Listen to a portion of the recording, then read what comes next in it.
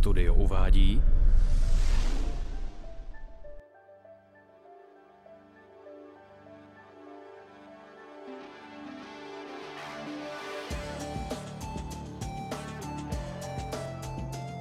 Opouštíme město Oamaru a sluníčko nám svítí na cestu.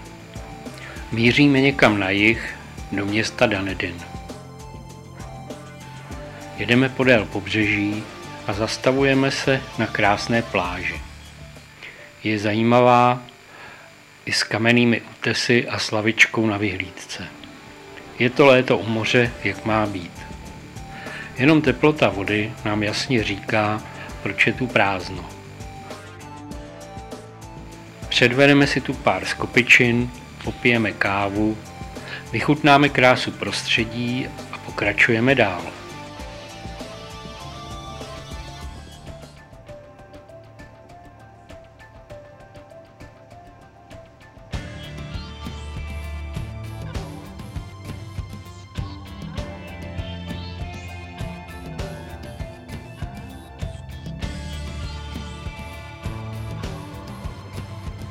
Potvrdíme si i samotný fakt, že Země je kulatá. Odtud ze břehu je to obzvláště dobře vidět.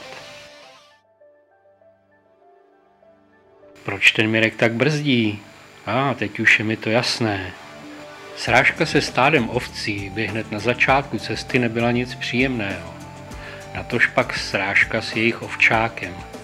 To by byl asi krvavý tanec na asfaltu.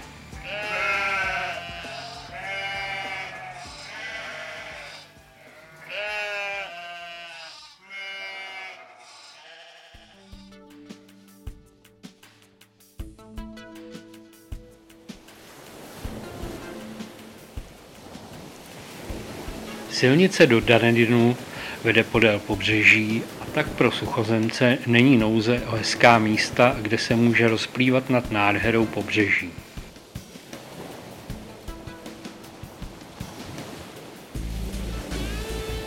Nejzajímavější v této části je asi místo zvané Moeraki Boulders.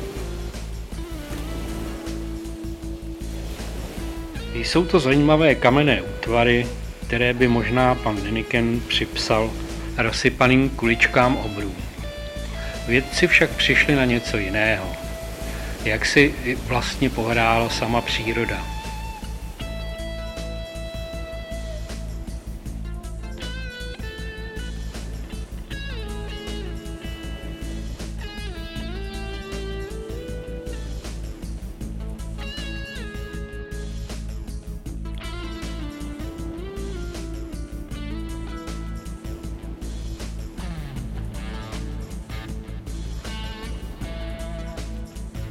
Tyto kulovité útvary prý vznikly před milionem let kolem vápených krystalů ve směsic prachu a jílu.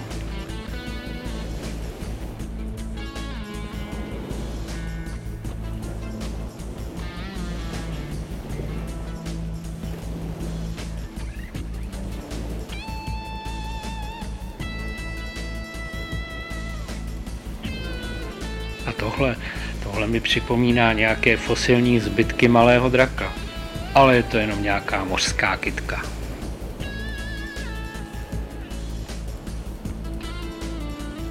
V čase odlivu je to milá a zajímavá procházka po několika kilometrové pláži.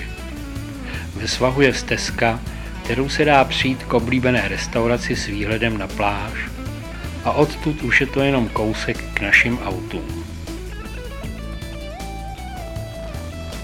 Přibližně po 100 kilometrech jízdy podél východního pobřeží Pacifiku vyjíždíme do města Dunedin. Je již odpoledne a obloha potemněla hustými mraky. Aspoň nám nebude ve městě moc horko.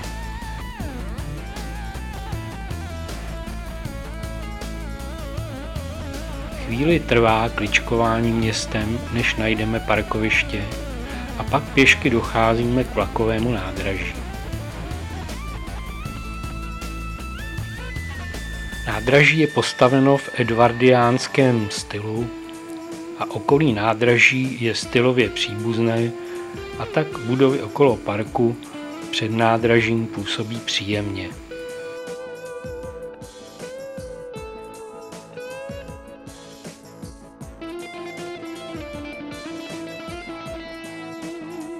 Exteriér i interiér budovy nádraží je velice pečlivě do posledních detailů zrekonstruován a na člověka to dýchne historickou atmosférou. Přestože se celá budova užívá k provozu tratě, nikde nenajdete špinavá zákoutí neuklizeno.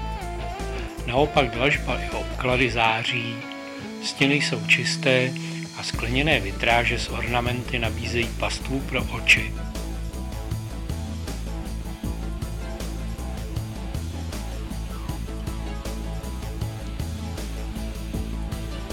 Můžeme se podívat i do přistavených vagónů. Zvenku mají historické tvary a uvnitř vagónu první třídy ten je vybavený jako slušné letadlo.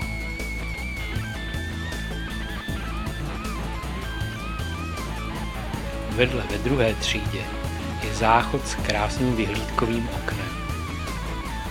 Sedadel je tu víc, ale i tak působí velice příjemně. A jsme z nádraží venku. Obdivuji staré zaparkované auto. Jak později zjistíme, že cokoliv zde funguje, tak to slouží do roztrhání těla. Staré věci se tu nevyhazují.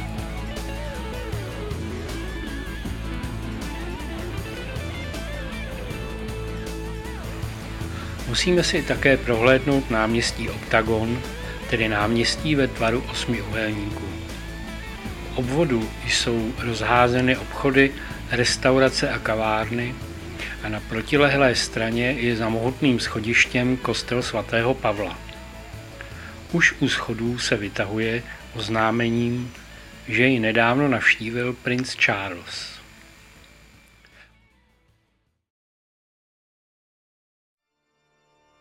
A Mirek jako vždy spěchá a si chce být u zpovědi první.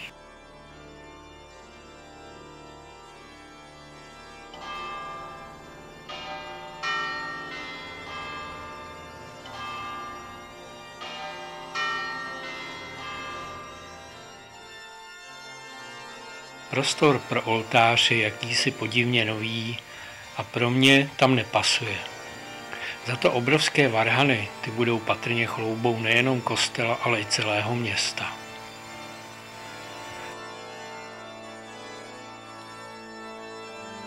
Svažité ulice města jsou lemovány zástavbou patrových domů ze dřeva i kamene, ale i různorodé architektury, která působí poměrně pestře. Probouzíme se do mokrého rána. Při pokřiku hladových racků snídáme a plánujeme dnešní další etapu. Vypadá to, že u Housků budou Vánoce, se uklízí. Kousek od kempu má být jakási Tunnel Beach, tak to asi začneme. Naším dnešním cílem je ale projet ostrovem z východu na západ a co nejvíce se přiblížit k Milford Sound, což je více než 300 kilometrů.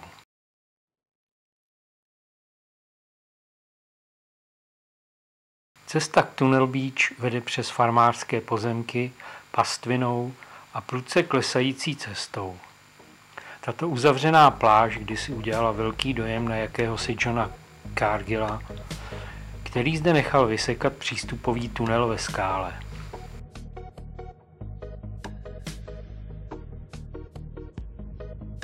V pískovcových útesech se údajně dají najít nějaké fosílie. My nic neviděli. Průvodce ale také varuje před koupáním. Za přílivu zde panují prudké spodní proudy a plavání v nich přestává být zábavou.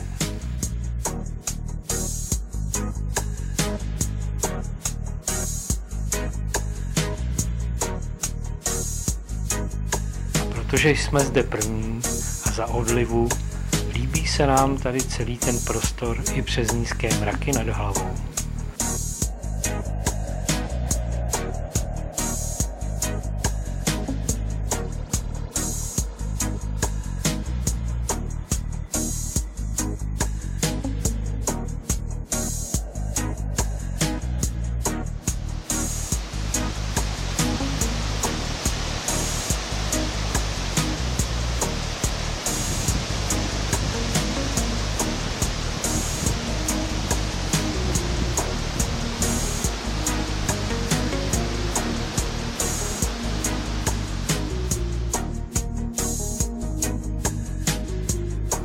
Vykoupeme se tedy, až pláme vzhůru po svahu, abychom pokračovali na naší cestě dál.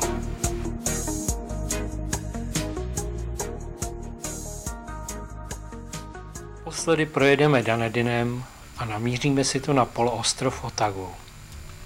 Zde má být krásná přímořská příroda, ale hlavně je zde jakási chovná stanice albatrosů a na tu jsme zvědaví. Na posledním kopci poloostrova je maják a bývala zde i pevnost s vysouvacím kanónem, které mělo chránit pobřeží. Před kým? No, asi před nepřítelem, kterým tu mohl být jak Němec, tak i Japonec. Chovná stanice má nový hezký vestibul s pokladnou. Tato nás pokládá na lopatky se svou cenou prohlídky, kterou nemůžeme akceptovat.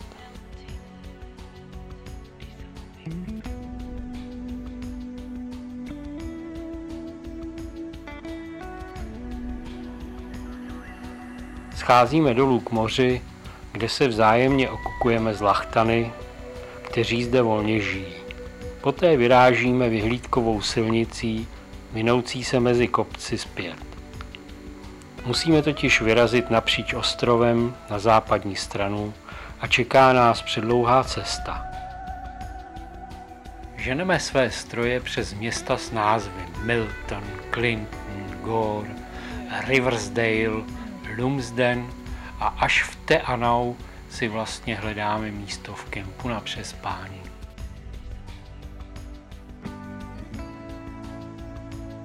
Cesta k fjordu Milford Sound vede údolím mezi štíty hor. Zastavujeme u takzvaných zrcadlových jezer a kocháme se a hledáme krásné odrazy. Netrvá však dlouho a je po pohodě a kochání. Přijeli autobusy s desítkami šikmoukých turistů, kteří hlučí, tlačí se a rozvlní hladinu.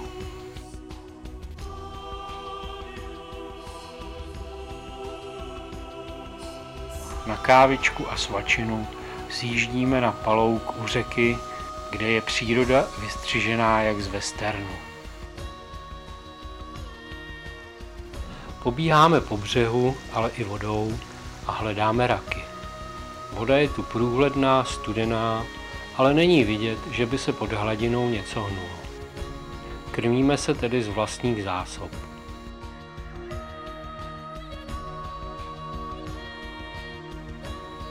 Nakonec tento kouzelný prales musíme opustit, protože máme lístky na loď, a to na určitou hodinu, a to musíme stihnout.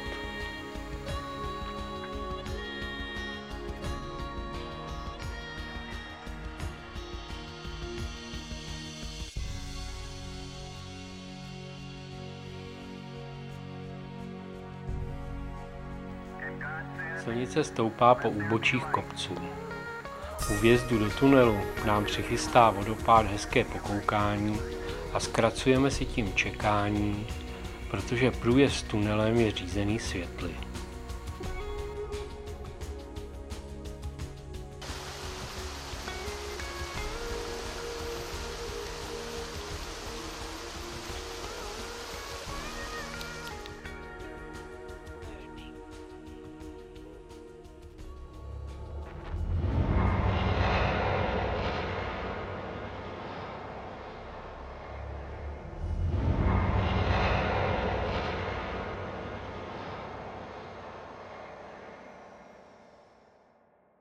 Na druhé straně horského úbočí silnice strmě klesá a za chvíli jsme již opět obklopeni šťavnatou zelení.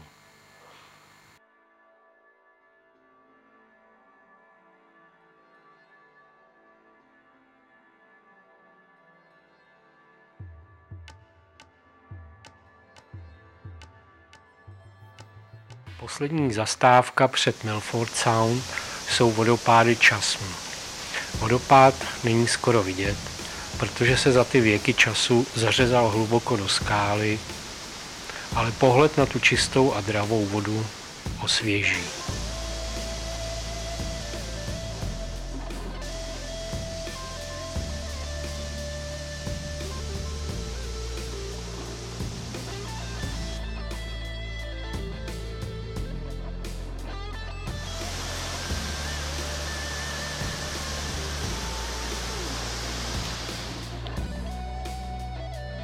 okolo oběda, když se konečně ocitáme na parkovišti Milford Sound.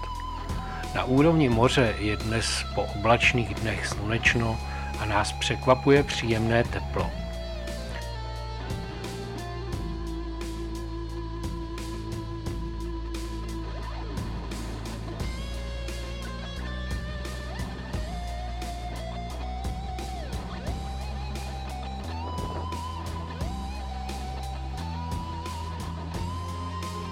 Strmé skalní stěny vysokých kopců okolo vytvářejí úžasná panoramata.